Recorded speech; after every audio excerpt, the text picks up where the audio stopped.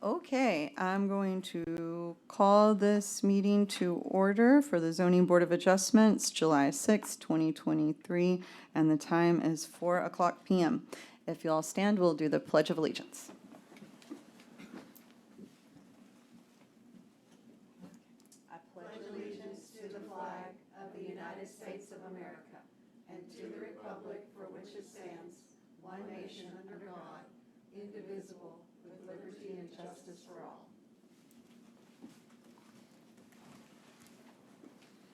Okay, very well.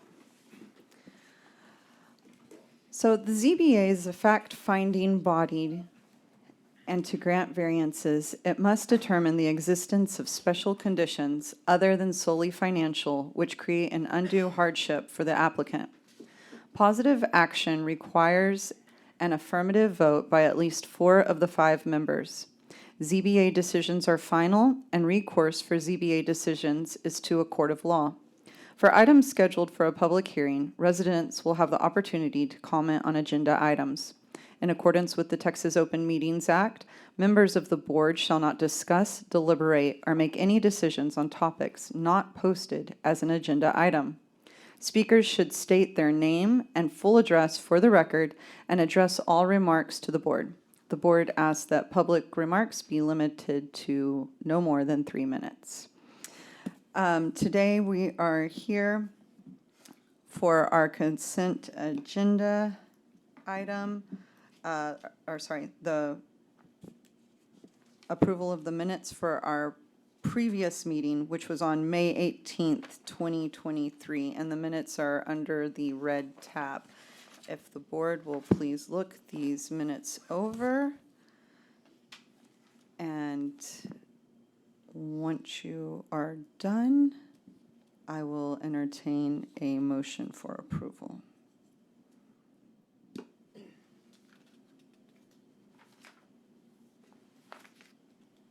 I make the motion, we approve. I have a motion by Ms. Bentley. Do I have a second? I'll second. Okay, motion and second. All those who are for, say aye. Aye. Opposed? Okay, the minutes are approved.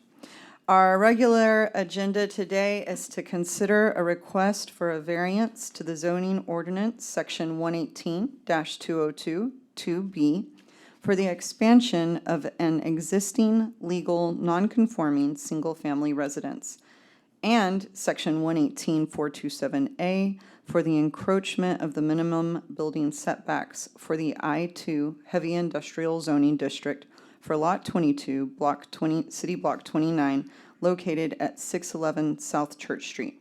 The request has been submitted by Christine Benton and Kayla Griffin. Case file ZBA 2023-05. And we will first hear Juan. Thank you, Chairwoman. Juan Paulette, Planning Technician. So this is 2 variances combined into one because both will need to be granted for the project to be constructed as presented. So the first part of the variance is for section 118-202, 2B, expansion of a non-conforming use. And it states a non-conforming use is a non-conforming use of a conforming building or structure shall not be added to or enlarged in any manner unless such additions or enlargements are made to conform to all the requirements of the district in which such building structure is located. So what makes this single-family residence non-conforming is that the property is zoned I-2 heavy industrial. Single-family is not allowed in I-2 heavy industrial zoning district. So because this house was built and used as a single-family residence prior to the adoption of the zoning ordinance, is considered grandfathered. The zoning ordinance refers to these grandfathered structures as legal non-conforming and allows for the continued use as is, but prohibits these structures from being expanded or modified unless they are made to conform to the current zoning. So here's a picture of the subject property at 611 South Church Street. And the applicants are requesting to expand the existing non-conforming single-family residence by constructing a 660 square foot attached lean-to style carport to the north side of the house. And in doing so, it's going to, the construction of the carport will result in an encroachment of the side yard setbacks and require a variance from section 118-427A, District Development Standards, which states minimum building setbacks for I-2 heavy industrial are 20 feet on all sides. So the specific variance requested is to reduce the required side building setbacks for I-2 heavy industrial from 20 feet to 6 feet.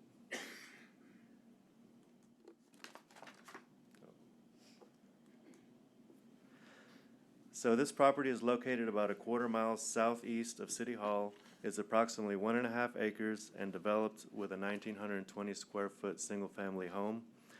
And it was constructed in 1936, way before the city of Nacogdoches adopted its first zoning ordinance and zoning map.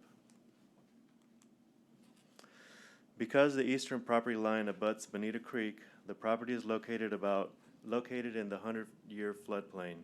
So I spoke with the floodplain administrator, and he stated that the carport meets the definition of floodworthy because it is not enclosed. For reference, the house is approximately 450 feet from the edge of the floodway, which is the dark blue section in the middle of the screen, of the slide. Properties with frontage along South Church Street were subsequently rezoned by the city to I-2 heavy industrial and B2 general business, making all the single-family residents along this street a non-conforming use. As you see, the majority of the structures along South Church Street are single-family. The picture on the left is a similar example of what the carport will look like. The picture on the right shows the proposed location of the attached 22 by 30 foot lean-to style carport. It will have a concrete foundation and be placed on the north side of the house to protect vehicles from damage from extreme weather. The applicants also plan to pave the existing rock driveway with asphalt. The proposed addition would meet the 6-foot side building setbacks if it was zoned residential. It also meets the minimum building separation of 10 feet per the building and fire code.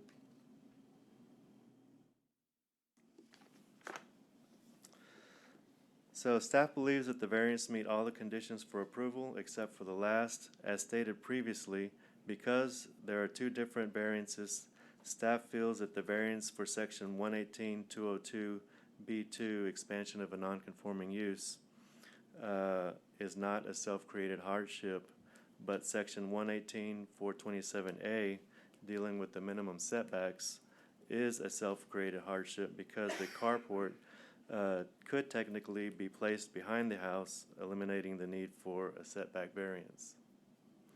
So staff recommends approval for section 118-202-2B of the variance due to the industrial zoning that was placed on that area by the city during the adoption of the zoning ordinance. Also, staff believes that while the use is non-conforming, the structure is conforming, and the house and the carport would be legal in an industrial zone. I'll elaborate more on that at the end of the presentation. Staff has no recommendation for section 118-427A, minimum setbacks, and believes that the board should make that determination. Staff sent out 13 notices to the property owners within the 200-foot notification area. At the time of the report, staff has received 3 responses in favor, written responses, and we recently received one phone call in favor of the request.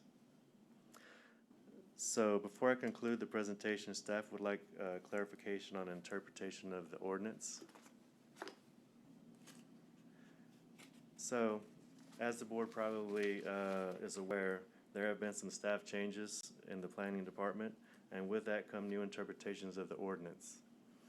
The board agrees with staff. If the board agrees with the staff's interpretation, it would apply to future cases of similar nature. So in reference to section 202-2B, non-conforming use, Staff believes that the use of the structure as a single-family home is non-conforming, but the structure itself is conforming because although it is originally built as a single-family residence, it could technically be used as office or storage building in an I-2 heavy industrial district. So, staff feels that this structure is conforming and the addition of the carport would be allowed in industrial zone. With that being said, staff believes that what the applicants are requesting is the expansion of a legal conforming structure and not the actual use of the building. For example, if the applicants would have requested to add an additional bedroom to the house, that would be an expansion of the use. And this is just for future cases. So staff believes that similar cases going forward do not need a variance so long as they meet the minimum required building setbacks. And so that concludes staff's presentation, and I'll answer any questions of the board. And also the applicants are here if you have any questions for them or if they would like to come up and speak. Okay. Does anyone have any questions for staff? I do about the floodway. Okay, so this, as far as the floodway is concerned, this is legal because it's open, correct? Right, it's not enclosed. Okay, And so let's just say if someone was to buy 5 of these lots attached together and wanted to use it for an industrial purpose, they could not build a building? Is that correct? Like a new industrial building Yes, could they not be could. built? They could? Mhm. Okay. Because it's zoned industrial right now. But with the floodplain overlap, that's what I was. Oh, is that- well, they could build it as long as they build 1 foot above the floodplain elevation. Okay. this is As really long as they don't complicated. build in that dark center section of the screen, Okay, then it just has to be built above the floodplain. okay.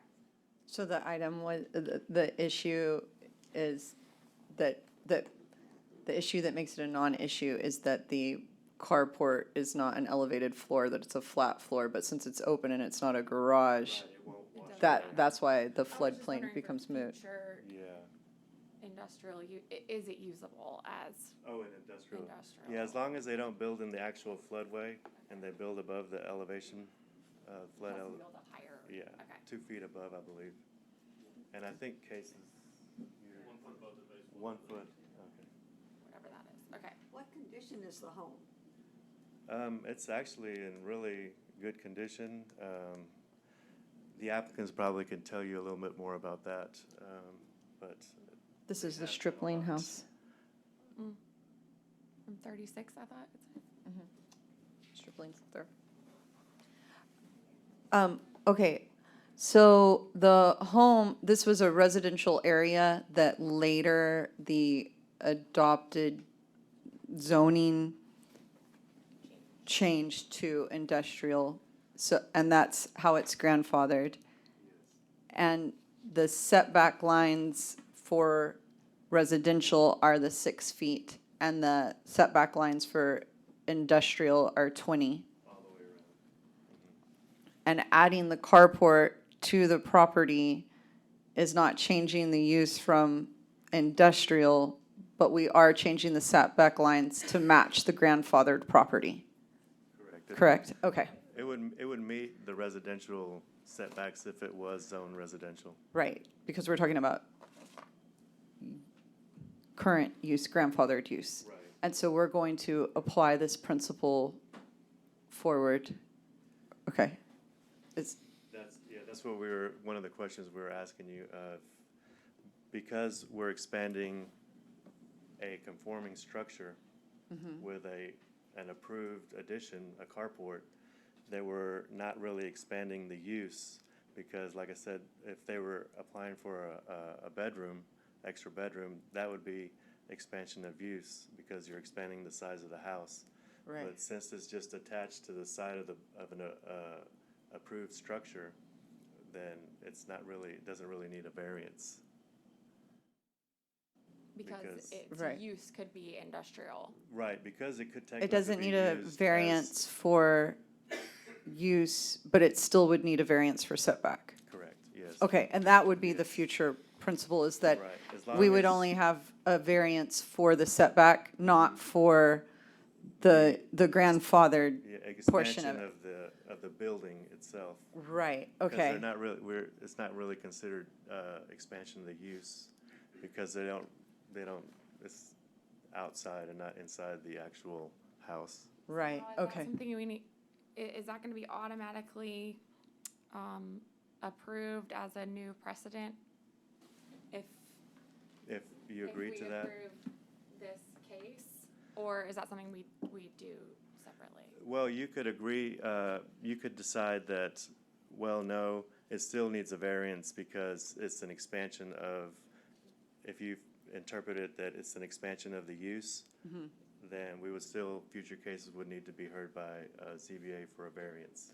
Well, I think the question is, does our vote on the two action items set that precedent? Or do we do a separate motion for that? I think it would be a separate motion. Okay, and so we'll do that. So are we adding that to the agenda?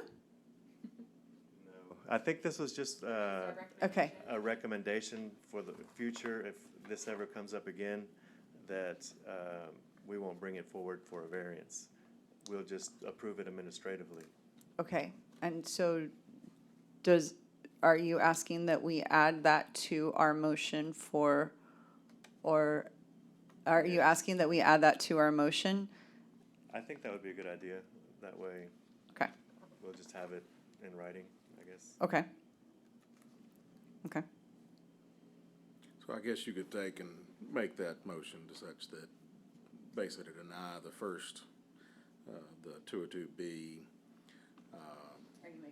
No, Are you I'm not, making a but I'm motion? just saying, Okay. we could probably do that to where we're denying that as, because it's unnecessary, we don't believe it's Well, non-conforming use, is that what you're saying? well, this, because it was already written as is, because prior staff had recommended it this way, Okay. we're So we presenting still it to need you this approve way. that one, though. But because, other staff believe that it shouldn't have been, it shouldn't needed a variance because it's expansion of a conforming building, not the use. So we're asking your recommendation in future, for future reference, if we get similar situations, if you're expanding a conforming structure, that it wouldn't need a variance instead of expanding the use. okay, Because like in this situation, they're just adding a carport to a technically legal structure. Because the structure meets all the setbacks and everything, and it could be used, like I said, as an office space in an industrial zone. okay. Okay. Does anyone have any questions for Juan regarding the city's presentation? Okay. Thank you, Juan. Would the applicant like to speak? Yes, you come up here, and then whenever you come up here, if you'll give your first and last name and your address, please. Okay, my name's Christine Benton. I live at 611 South Church Street, and I'm a teacher, and shouldn't be nervous talking to y'all right now. Kayla and I bought this house. We absolutely love the area. We just want a place to park our cars. The door looks really bad in the picture because we scraping the paint off. We're in the process of remodeling both of the bathrooms, just making everything our forever home. Because I don't know if y'all have ever been or seen behind the house. It's like a diamond in the rough over here. We absolutely love it. But we don't have a place to park our cars, and that's just what we want to do.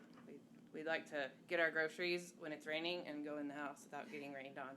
Just very simple. And we're all about like making things look nice. We love the place. We want to make it look better. We want the neighborhood to be better. I mean, if neighbors across the street, we help them with different things. They're elderly and sometimes can't keep up. So we do our part, in the neighborhood. And anyway, we'd like to buy those properties eventually. But anyway, so Okay. that's all I got. Does anyone have any Any questions questions for for the applicant? I guess my question is, why do you want the parking garage right there? I mean, just give me your reason for placing it in that Well, position. the door that goes in the side, I don't know if you can see it, it's past the bush, is a kitchen door, and it's just the best place. The backyard actually goes down a hill, and we did a base flood elevation study ourselves, and you couldn't put a garage back there, or not on a slab at least, because it's like in the middle of the backyard is the base flood elevation, and you have to stay above it. So and plus it would disrupt the view, disrupt the beauty of the place if we had to put it in the backyard. So that just makes more sense, because the kitchen door is like right there. Right behind As you that, walk in. that bush right there. Yeah, that's I don't know if going you can okay. see it. You might be able to see it in the one that's over to the side. The top left picture, It's kind of right. it's like when where- that gable there- ends. It's right where that awning is at the back. Like there's a Okay, little okay. bit of a awning at the back of the door. So there's a slight, maybe like this big, right above the kitchen door. So you can see at the end of that peak how it stopped. Any other questions from the board for our applicant? No? Okay, thank you. Is there anyone here from adjoining properties or the community that would like to speak on their behalf? Or on your own behalf? No? Everything's wonderful, and they're doing beautiful things. Okay. Do you want to come up here and say that for the record? Everybody, I think, knows. Okay. Okay. With all that being said, I will entertain a motion from the board. So just to get this straight, because this is kind of what we've had to do in the past, where we have a two-part, these are our favorites. We have a two-part. So first, we have considering a request for a variance to the zoning ordinance, section 118-202-2B, for the expansion of an existing legal non-conforming single-family residence. And then we also have section 118-427A for the encroachment of the minimum building setback for I-2 heavy industrial zoning district for lot 22, city block 29, located at 611 South Church Street. And whenever you recite your motion, I would encourage you to say affirmative or against and read the zoning ordinance section and item, please.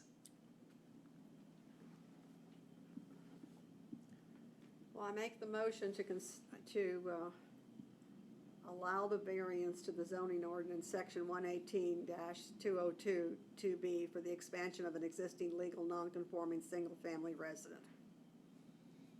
residence. Ms. Bentley, will you please have your motion consider all the items on the agenda, please? Both sections on the agenda. Okay, you want me to combine them? Yes, ma'am. Okay. And as well as section 118-427A for the encroachment of the minimum building setbacks for the I-2 heavy industrial zoning district for lot 22, city block 29, located at 611 South Church. Okay, so I have a motion from Ms. Bentley in favor of zoning ordinance section 118-202-2B for the expansion of an existing legal non-conforming single-family residence, and in favor of section 118-427A for the encroachment of the minimum building setbacks for the I-2 heavy industrial zoning district for lot 22, city block 29, located at 611 South Church Street. That is a motion from Ms. Bentley. Do I have a second? I'll second. Go ahead. Okay, I have a second from Ms. Jones. Is there any discussion from the board? No? No? Hearing none, all of those in favor say aye. Aye. All those opposed, aye. Motion carries. Okay, now if the board would like, they can make a motion for recommendation to allow the city planner or person acting in the city planner's capacity to use this as a precedent for future grandfathered existing legal nonconforming properties. Can we do that with it not being on the agenda?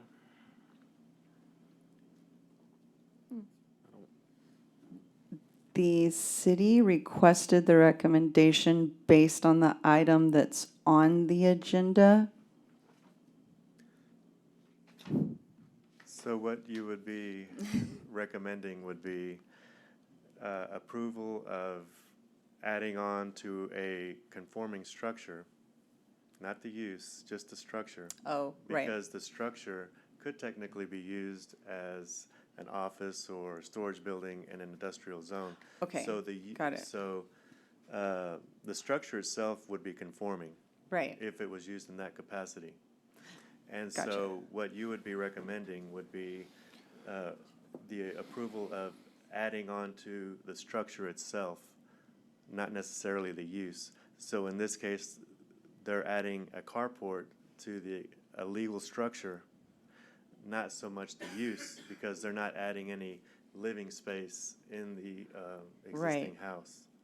So, Mr. Middlebrook, I would say that we would need to see this on an agenda to vote that'd be- for this, or to offer any recommendation that this needs to appear on the agenda, because it's outside the scope of the presented agenda item. I agree. I think it's probably Is better. everyone on the board in agreement? Okay, okay. For all the That's it. Okay. I agree with what you're saying, but I just don't know if we can. If we need to Yeah, make a yeah, motion. and we're not supposed to discuss this item at this time, so with all that being said, no, that's all right.